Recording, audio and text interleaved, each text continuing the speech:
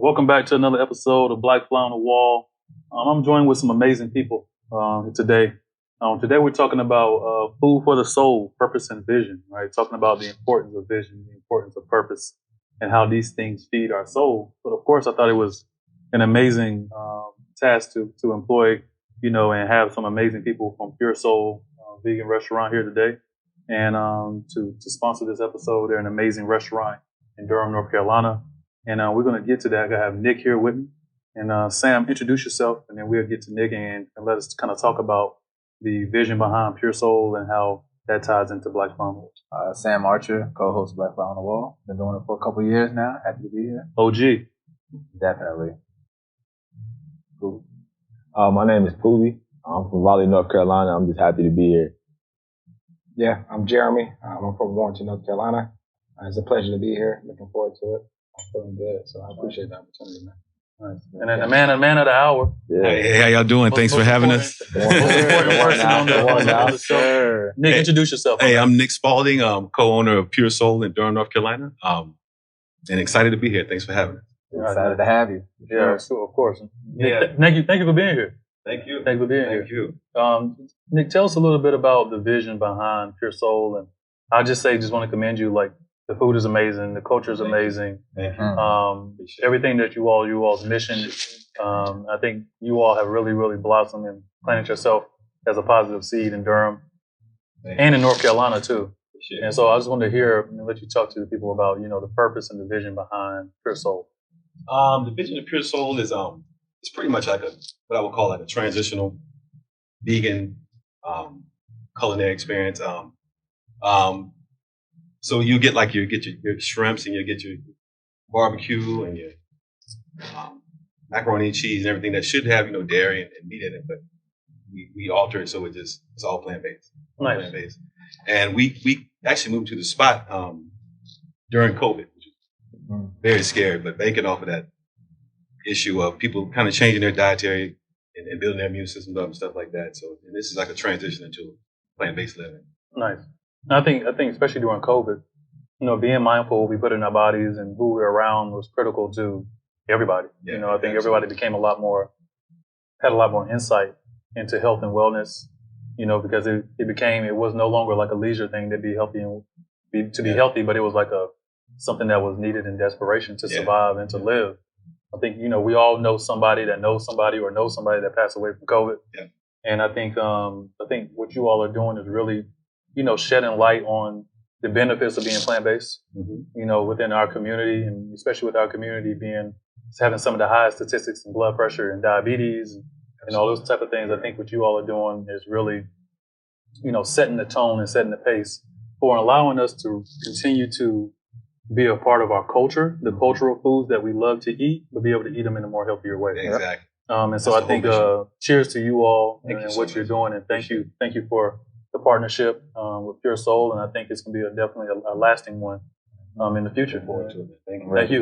We appreciate you. All right, let's get into it, fellas. All right, so we bought some sampler plates here, and we got cornbread. It's a big hit at the restaurant. We got soul bowl, which is called a whole food. It's like no mock meat or anything like that in it, so it's pure soul food. With collard greens, black eyed peas. You got kale in it, black eyed peas, carrots, peppers, onion, garlic. Comes with over a bed of rice. Normally at the restaurant with cornbread and avocado. We got bilbo greens right here. Bilbo's my dad. This is his recipe. A lot of recipes after family members. Like we got, nice. I like that. Aunt Rose's pie. This is her pie recipe that we all love. Sweet potato pie. That I made vegan, and we got shrimp over here. We got the konjac root, same consistency like shrimp, that same spongy consistency, but the fry on it, the seasoning and stuff like that. And that's just the thing. Just make most of the menu like your favorite soul food dishes, and just make them vegan. Mm-hmm. And a lot of them are family recipes that we just kind of. Did you said you've been vegan 20 years? 24 years. 24 years. Wow. And my question would probably be, like, I think most of the time in our community, especially when you hear vegan, and you hear all of those trigger words, you think of vegan is a trigger word. You think you have to eat foods that don't look like anything that we've grown up eating. So why was it important to you to be vegan and still have the same feel towards our food that, you know, we've had growing up? I mean, that's just what I grew up eating. I mean, I grew up hunting. I grew up, you know, cooking meat and all that. But when I changed my diet, I said, damn, I still miss fish. Yeah, right. I still miss shrimp. It's an affinity. I can make it without the cholesterol and everything else in it. And I was telling someone earlier that, you know, my parents and family thought I was crazy 20 plus years ago when I went vegan. But now, as they get older, their doctors are telling them, you know, you need to alter your diet. You got to incorporate more veggies and stuff. So they're looking at me like, hey, look, how can I help myself out? You know? So I think you explained it like perfectly. You said transitional cuisine, because I'm not personally vegan, but this is food that I really enjoy eating. You know, and like, if you are making that transition into vegan, it's something that you could say, all right, I'm still getting that. That hardiness of the foods I like. So we call it like plant-based comfort. So it's not like eating granola balls. For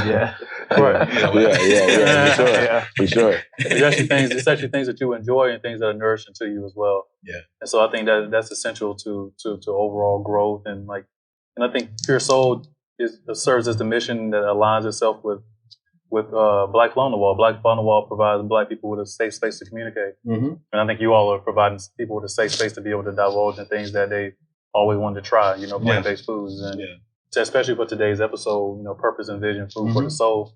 You all are providing food for the soul with that. And, you know, we're providing food for the soul with our content. And, you know, and Poobie actually has a mission and that he rocks with too, that we're going to tap into about food for the soul as well. So it's all a triple entendre of bringing everything back to full force. I appreciate it. I appreciate you, man. Thank you for hopping on. Thank you so much. Thank you. Really, my stomach appreciates you. All right, fellas. So getting into, you know, food for the soul, purpose and vision. We're going to tap into, you know, some of the things that really, really feed our soul, right? So as we enjoy this amazing food, one of the first questions, Sam, I wanted to cue up to you is that, you know, stop eating the shrimp real quick. When it comes down to feeding your soul, what role does journaling play into that? Well, I'm a big journaler now, right? So it wasn't something that I did before, but it's really about setting that intention and just really aligning, you know, what are the things in my mind with what I'm doing on a daily, so I can, you know, retract my dreams that I might have had. I can kind of go through my day, kind of see what stood out, some things that I want to work on. It really just helps me be a more intentional set of plan for what I'm trying to do in life in general. And now I can go back and I look at dates from 2 years ago, and I'm like, man, this is something that I put on a 10-year, 20-year plan. I've already knocked it out the park. So it's a reminder of where I've been and where I'm trying to go, and how my brain can limit that, and it doesn't have to, right? So I look at those things and I'm like, man, I've done it. I've been able to do it, and I wrote it into existence. So it's been powerful for me. Amazing, for sure. So Poobie, food for the soul, man. Tell us a little bit about that and what you're doing in the community. So I have an event called Soul Food. It's a Juneteenth event. And pretty much how it spawned from when the George Floyd riot, the protests and all of that was happening. I was out there and I was front line, and like I kind of found myself being enraged, like a lot of us were. And like I stopped in the moment and I was present enough to be like, Dad, like we're all in unison out here protesting. And it made me leave and be like, okay, well, if we could come together in unison and protest, could we come together in celebration? Like, can we come together this same intensity in terms of celebrating ourselves? And like, I wanted to highlight soul food, like not literally, but like what feels good to you. Like whether it's the laughter of your son, you know what I'm saying? Whether it's your mom, when you wake up, the first thing you hear, she playing oldies on Sunday and we all cleaning up. Like whatever feel good to you, like I want to highlight that. And I want us to kind of stay close to it, because it's so many distractions out here that like I want to make sure that we're present and deliberate about being close to the things that make our souls feel good. Absolutely, and I love that. I think it's critical. And I think what you said was, you know, what feels good to us. Like earlier episodes, we talked about desire, we talked about feeling, we talked about the importance of aligning those two things together. And I think what you're doing with soul food is critical to our community. Yep. I will also say too, like when it comes down to journaling, for me, it's like journaling is my playground. is like a space that's safe for me. Yeah. That will allow me to kind of write down how I feel, write down my goals, my aspirations, no matter what it is, no matter how big it is, no matter how small it is. Yeah. I think without being judged, right? Yeah. It's just you and the pen. And I think sometimes, especially when we write down the affirmations that we have, it definitely puts power, it puts force into the universe to really make things start happening on your favor, because it's like you're bringing those thoughts into this third dimension right here, right? Yeah. And it allows for things to start picking up for you. I don't know about you all, but things seem to work out faster for me whenever I journal them. Yeah. When I write them down. Yeah. When you write them down, you really, really start seeing things change in reality. And for me, I think it's because like you're forced to be accountable. Right. Like you can't flip that page without seeing, oh, damn, I did say I was gonna do 100 push-ups today. Okay. Yep. I'm sure. All right. Yep. You know what I mean? When you just think about it, or even when you speak it, you know what I mean? It's easy to kind of forget about it. It's easy to disregard it. But when you see it every day, or when you see it, when you write it down, and you gotta go back to it, you gotta look yourself or that page in the mirror and be like, okay, I did say that. It's like you can't fake it. Yeah. Like if I want to be an author, if I can't write it, if I can't write in my book and say I'm an author, how do I expect to go out and work and do it? I can't fake the funk. You know what I mean? Everything that you write down, you know that you got to intentionally take the time to write it out. Now you can type, you can audio, say some stuff and really like not hit the same. But if you go and get a pen and paper and write stuff down on actual paper, you like, all right, I can't even just play around with this. It's very archaic. How important is journaling to you? I actually have a different spin on it. For me, I see the importance. I agree with journaling. And I think it's good from an accountability standpoint. But for myself, I find things that's good for my soul comes from time with self and silence. And so I'm kind of different when it comes to the normal person that may drive and listen to music, or they may listen to podcasts, or they may listen to a lot of different things while they're driving. I spend that time to talk to myself, to understand how I'm really feeling, to reflect. And a lot of things that soul for me comes from those moments and those times. Whether it be, man, I haven't talked to this person in a while. I need to reach out to them. I need to reach out to this person. I need to tell them I love them. So a lot of those things come from those moments.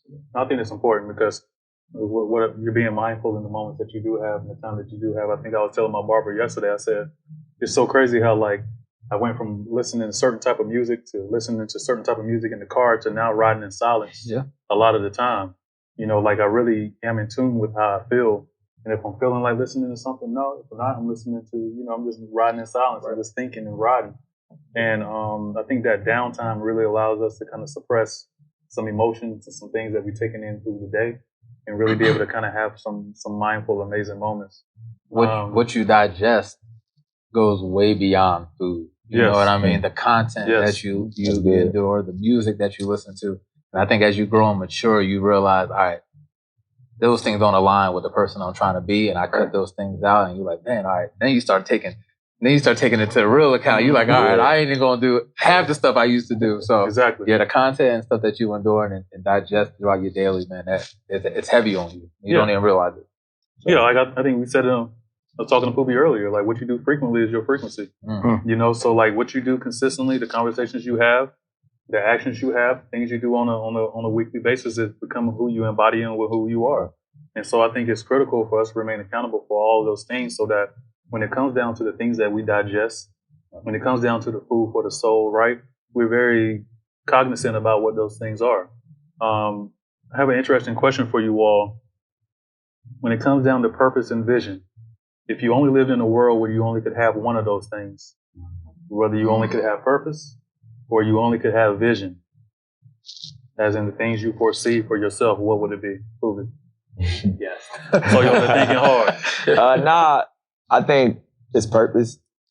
I think that's something that comes naturally.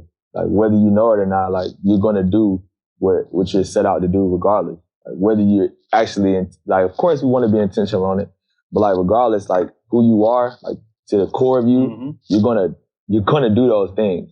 You know what I mean? I think once you become a little bit more attentive of it, that's when it becomes like, oh, I'm actually doing it. Like, oh, okay. Like, but you realize the whole time you was kind of doing it anyway, or you was watching somebody else do it, or you was talking about somebody else doing it. But like, I think that question kind of allows me to kind of humble myself into thinking like, I take myself really serious. Mm-hmm. And like, I don't like that. You know what I'm saying? Like in the grand scheme of all of this, like it don't even really matter. You know what I'm saying? So like, I'm going to do what I feel like I need to do because that's my purpose. You know what I'm saying? Like I'm put here to do something, you know what I'm saying? But I don't have to. And I hate that because this isn't, you know, that's not really normal to say. Like, man, I don't have to do this. Like you don't. It's a lot of stuff that we feel like we have to do. Yeah. But like in reality, you don't have to do anything. And like that comes down to like even the bare, like the things that you feel like you have to do as a person. Like you have to be a good person. You have to be a good father. You don't have to do any of those things. It's a choice. It's a choice. And, you know what I'm saying? To do it. That's it. You know what I mean? So like those things are what I think of when I think of my purpose. Like, of course, this grand picture of like being the best whatever, or the hottest whatever, or the dopest whatever. Like those things are sexy for sure. But like the only thing that we can do is just live and make ourselves happy. You know what I'm saying? So I think for me, my purpose is to be here and be present. You know what I'm saying? So I think I would definitely choose that for sure. Okay, that's dope. Jeremy, what about you? Yeah, I have to agree with him. It definitely be purpose for me. And I say that because I feel like it provides a reason, Mm-hmm. a reason for being, and fulfilling that. It's more of not just a gratitude for yourself but for others. And I feel like everyone's purpose is to serve, and serve others. So with purpose comes serving.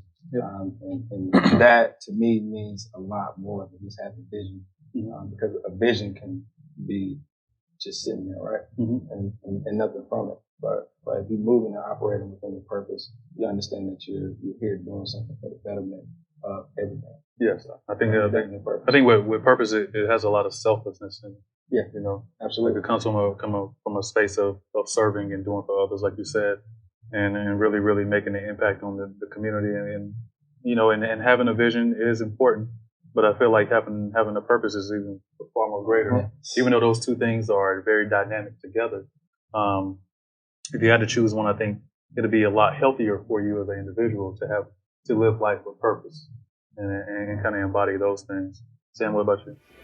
𝐏𝐸2, where education meets hydration. Carolina's own choice of water. See, I mean, and I'm not gonna lie, y'all just made me like just change the whole answer. Just change, you know what I mean? Because I like to think of myself as a vessel. Like I always tell people, like I'm just a vessel, and that's my purpose. So my first answer was I need vision because I'm thinking I already know what the purpose is, and that's just to be a vessel. But without that purpose, that vision's not going anywhere. You know what I mean? You almost have to have purpose in order to know what vision stands out. Bro. Like, and my thought process and both put me on the spot, so it was crazy. But like, the first thing, like if I had to take one of them away, which one still stands? Yes. So like if we in the room and like the purpose is to clean it up, cool. And the vision is like I got to see everything to clean up. And then we cut the lights out. Like I ain't even going like without that vision of being able to see it, I can't do it. But with the purpose of knowing, like, I got to clean this up. Even if I can't see it, it got to happen. You know what I'm saying? It got to happen. You know what I'm saying? That's real. That's real. I mean, because you know, purpose kind of directly aligns with faith, right? Because, I mean, you have to have the faith in something. You have to have the belief in something in order to do it. Yeah. So whenever you have purpose, like you're believing in your mission. It's your mission. It's your life mission. It's your work that you're compelled to do throughout your life to make a positive impact. And I think we're all spot on with that. I think one question I have for you all, especially as we're talking about food for the soul and purpose and journey, is that sometimes is it hard to embrace the journey? You know, like we're taught, like, embrace the journey. It's all about the journey. It's a marathon. It's not a sprint. But is it a challenge to do so though, as humans? The biggest challenge. Yeah. I think it's the biggest challenge because you realize in order to get, you got to give. You got to realize, dang, I'm going to lose some people along the way. I'm not going to be able to go to those parties. I'm not going to be able to stay out late. It's so much sacrifice. And I think sacrifice is like one of the scariest things for us. And it's like, I can see how successful I want to be and I can see what it's going to take. And it's like, is it worth it? You know what I mean? It's that question of, is it worth it? But I think it's hard for your purpose, man, because in the end, it could be worth it. It couldn't, but you got to have faith that if it's really your purpose, it's always going to work out. I think too, because like, with purpose, like going after your purpose and, embracing the journey and going through the obstacles, it makes you very uncomfortable. You know, I think, and being uncomfortable is critical for growth. One of my favorite quotes is, "Comfort zone is a beautiful place, but nothing grows there." Right. So if you're a person that's looking for growth, you have to be able to step outside that comfort zone in order to go after your things that you want to achieve in life. And I think it is uncomfortable, but I think some of the most successful people find comfort in being uncomfortable. Like they like walking into those rooms of the unknown, right? They like going into the darkness of life and not really knowing where you're going and how things are going to go. But it's the fact that you putting your right foot forward to step into that realm of, that's whenever you're able to elevate and tap into your higher self. Yeah. Right. And I think that's critical. I think what role do you feel like accountability plays into continuing to pour into yourself, to feed your soul?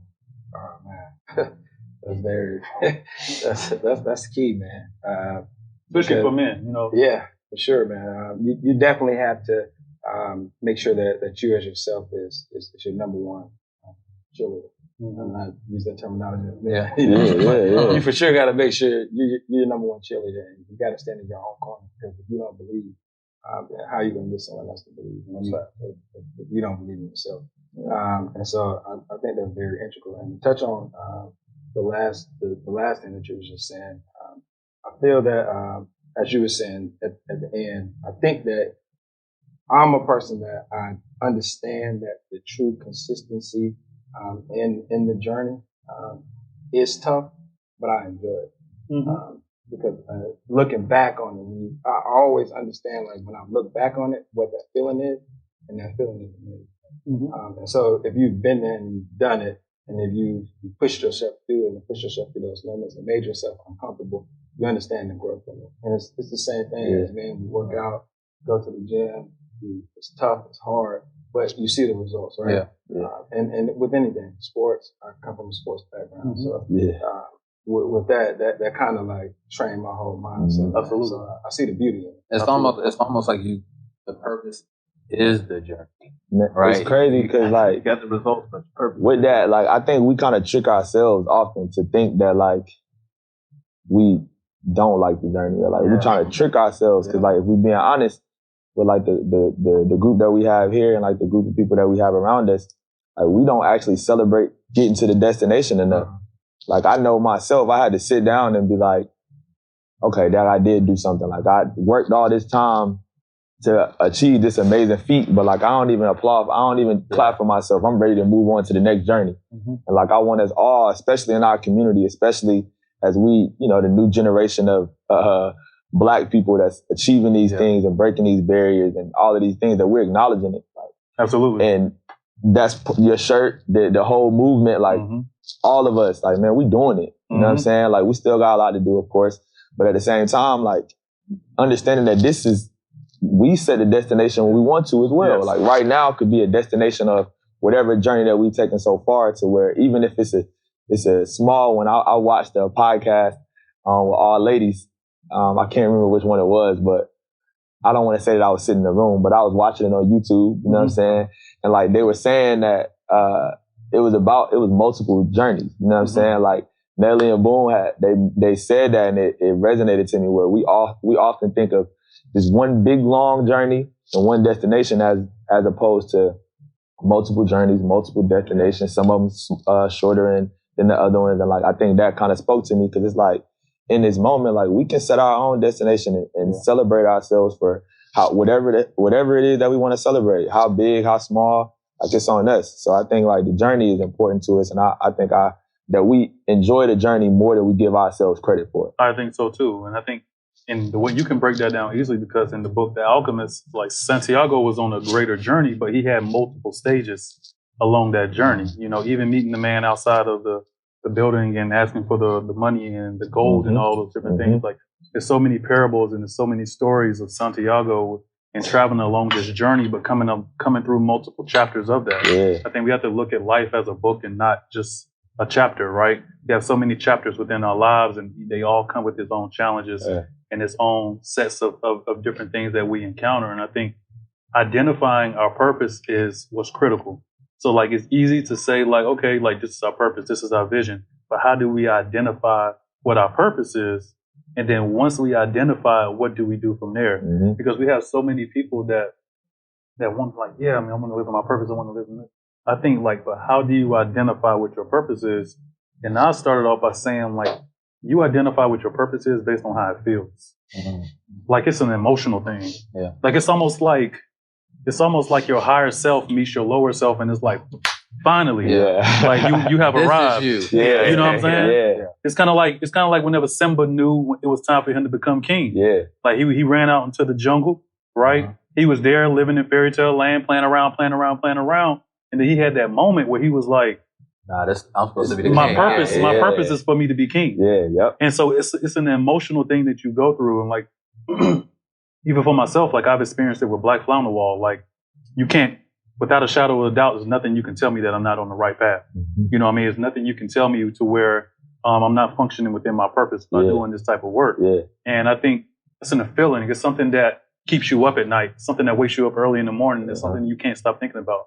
I think it also like is something that when you experience it, it's almost like it's obsessive. Mm-hmm. You know what I mean? Like you consistently think about it, and to obsess over something positive is something powerful. You know, a lot of times we obsess over like negatives, you know, like it's something that consistently plays in our mind. But whenever you obsess over something positive, think about the universal impact that's having on your life and around you to too. you, what people get from it. I think like a lot of the inspiration that people want to give comes from the days in between your results. You know what I mean? Like I get a lot of people, I'm on my fitness journey, and I tell people it's a series of day one. Like every day you almost starting over. You know what I mean? And like people like, oh man, I see you, like you keep going. They don't ever say like, oh, I see you got the muscle. They say, oh, I see you at the gym. You keep going to the gym. It's because they're getting inspired by the discipline and the consistency of being on the journey, and now they can start their own. It ain't, if I go see somebody with a six pack and I don't know how they got it, it ain't gonna really do much. But if I watch a person daily, go to the gym, do this, abs, eat right, I'm like, okay, I can do that too. You know what I mean? It's attainable, right? Yeah. It's like sometimes you only can believe what you're exposed to. Yeah. And that's representation matters. Yes. You know what I'm saying? Like whatever you see, whatever is represented, that's what you want to cling to more often. Right. I work in communities, and I'm talking about our communities in the inner cities, and like whatever we see out here is what's being represented. Like if you a doctor, if you a whatever, represent, you know what I'm saying? Show yourself, because these young dudes or people that's kind of may not be on their path yet, they see it and they're going to cling to it if it's what you are. So like that's what y'all saying is perfect. I mean, like, what we're saying is even perfect. for you, like some people like you, for you wake up as Poobie every day, but some kids see you as a guy from where they from. They don't know. They look at, I want to get to, play college level basketball. I want to be able to achieve these things. I want my jersey in the rafters. I want to make Hall of Fame. You've done those things, so they see you as a person that they can actually talk to. They can shake your hand. You in the field. Yeah. It's not always put it on ESPN. I want to be that person. It's ESPN. Like representation, like you said, matters, and just being in the community and being in the field is something that they can relate to. John Wall comes around is something they can relate to. Poobie is around, something they can relate to.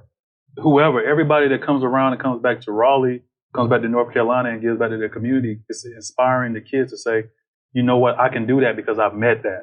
It's not posters on my wall. It's not Instagram. You can't hit the target you can't see. You know what I mean? Right. Like even celebrating doctors, even celebrating I can't target what you can't see. I think one of the biggest things, one of the biggest things about Obama was look how many black kids after that was like, I'm going to be president. I never, you know what I mean? Nobody was thinking about being president. I never seen one. You know what I mean? Never even thought it could be possible. So I think it's important to celebrate like people who are being themselves and just doing great things, because now the kids can say, oh, you know what? I don't have to just be this. I can be that too. Yeah. You know what I mean? And so like even thinking about breaking it down to like identifying your purpose, fulfilling and all those good things, goal setting is a big thing as well. And so like, Jeremy, I was going to ask you as an achiever, like, how would you say that you set your goals up in your life? I start by, I have a short-term goal, and I look for the immediate and what I want to do there. And then I look long-term towards the end the portion of my life and what legacy I want to leave behind. And so basically look at my life, figure out what it is that I want from my life, and I go from there. And so that process takes me to going to see people who's been there, who's done that. And I start studying those people and seeing the moves that they made and the processes that they took. And I just become a sponge and suck those things up. And then once it's time to ring me out, all that pours out from my life to others. Let me ask you, because it takes offering up yourself, right, to be in that position, right? Yep. And I think that's a scary place for a lot of people to being submissive and like approaching somebody like, yo, teach me. Yeah, bro. I need to learn. You know what I mean? I need to learn. I need a mentor. So like how important or how has that process been of like identifying somebody that you can learn from and actually approaching them to get that result out of them? It's humbling, for sure. And it takes a lot of self-courage to go to someone and say, I like what I see, especially as a man. I like what I see. Help me. You know what I'm saying? Sure. So you just become a kid again almost. I mean, and so it's humility in it, but at the same time, it's growth and it's purpose behind it. And so you can serve too. Good. Yeah, for sure. You feel like a service. And I think, food for the soul, man, is all about essentially planting the right seeds in order to reap the right harvest, right? I think a lot of times we can tap into things that don't really serve us, but making sure we keep that measurement of accountability at all times, making sure we remain accessible, because accessibility is key. Even with Black Fly on the Wall, I always try to make sure that I keep myself as a resource. People want to hit me up about podcasts and hit us, we'll tell you, because I think it's critical for us to be able to have that open door policy and not feel like every little bit of success you take and every step you take in the right direction as far as after you become successful, you take a step away from your community, and you don't have to do that. Success does not mean you have to detach yourself away from your community. It just means that you have to submerge yourself even more into the community so you can stay humble and stay down and realize these are the things that I need in order to stay successful, because all in all, these people help me get to where I'm at right now. And so I think food for the soul, being mindful of the things that we eat, being mindful of the things that we digest, as far as the things we listen to, the things that we see, the conversations that we have, is all critical for man to maintain their purpose and their vision and to continue to move in the right direction. It's almost like a break, right? Because you're on your grind, you're on your purpose all day, every day. You can get worn out, you know what I mean? And sometimes you eat certain foods and they just make you think about your grandma's house or your aunt or something like that. And I think that's one of the dope things about your event, is I'm not from here. I'm from Pennsylvania. So even when I go to your event, I feel home. You know what I mean? And like everybody, I see kids playing in the basketball tournaments that you offering and stuff, and the food truck, and it's a way for you to just take a break and say, you know what, let me get a breath, let me get a taste of home, recenter myself, and then boom, I'm right back on the purpose. But I think that's because like it speaks to us, because like home is literally that, like that feeling, that feeling is home. You know what I'm saying? And like I think that's the big picture of everything that we're trying to do. And I think if we don't keep the big picture in perspective, like even the wins feel like losses. You know what I'm saying? Like when we understand the big picture, the wins is we good everything for like a win. You know what I'm saying? But when we start thinking about whatever, we don't know what to feel. But I think like I appreciate that's love. I can't, I'm glad that we all in the same, position in terms of like we gotta feed our soul the right stuff. You know what I'm saying? Because it's eating regardless. It's gonna eat regardless. Just being out here, so we gotta be precise and deliberate on like what is eating, what we feeding for real. I like that. Food for the soul, purpose and vision. It was a good one. Clap that one up. Good one.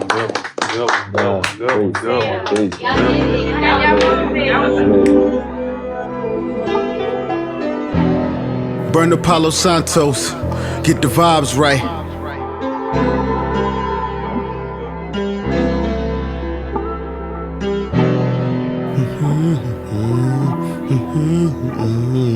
We ain't just speaking, the convo's deeper. Like who more important, your therapist or your preacher? If you got cheated, you staying or leaving. Your heart say keep them, your head say leave them.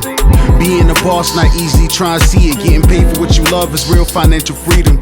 I intertwined with a masculine mind. She converted to soft life when Kevin Samuels died. The truth always come out in due time. I hope I get a sign from mine about 2 times. From there I use my intuition. Your gut is your spirit. If I choose not to listen, I can't play the victim. For my brothers, never had an ear to hear them. These the bricks for our sisters, help us build it. If I could be a black fly on the wall, I can hear and see it all and have the mind of a god. Black, black, black, black, black, black. Fly, fly, fly, fly, fly, fly. Black, black, black, black, black, black. We fly, we fly, we fly, we fly, we fly. Black, black, black, black, black, black. Fly, fly, fly. Fly, fly, fly. Black, black, black. Black, black, black. We fly, we fly, we fly. We fly, we fly.